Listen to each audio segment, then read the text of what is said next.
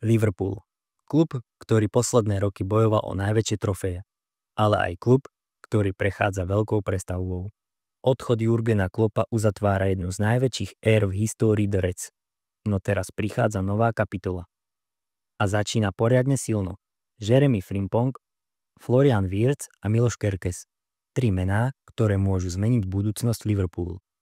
Je toto najlepšie prestupové obdobie pre Liverpool za posledné roky? Začnime s Jeremy Frimpongom.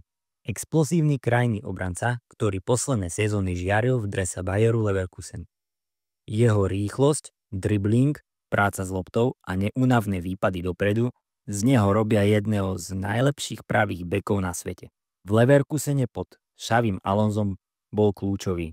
V systéme s 3 stopermi sa Frimpong menil na krídlo, ktoré pravidelne skórovalo aj asistovalo.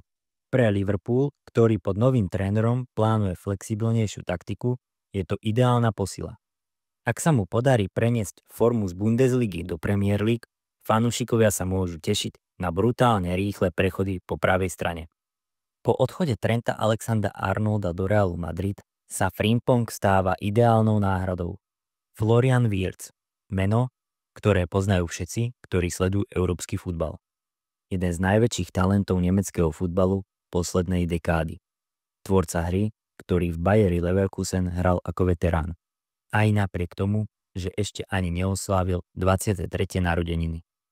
Wirtz je typ hráča, ktorý dokáže ovládať tempo zápasu.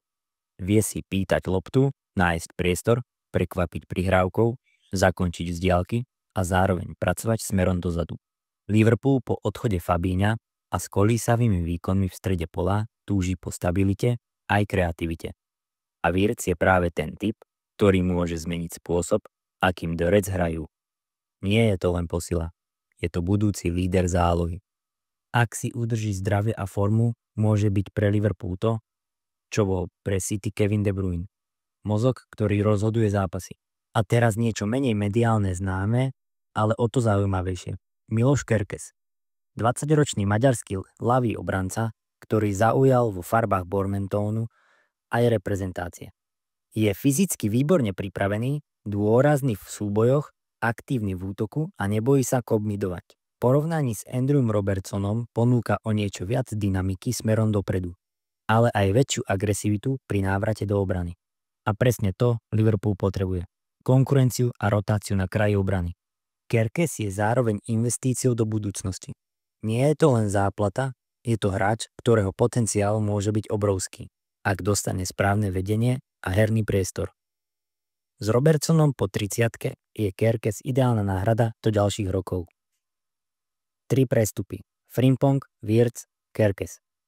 Každý z iného prostredia, ale všetci majú spoločné jedno.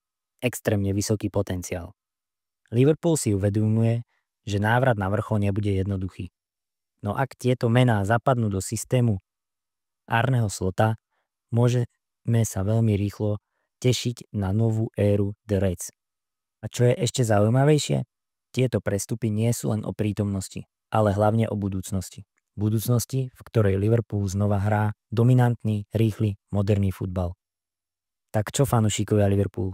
Je toto pre vás najlepší prestupový balík za posledných 5-10 rokov? Napíšte do komentárov, ktorý z hráčov vás najviac nadchol. Dajte like, odber a vidíme sa pri ďalšom futbalovom videu.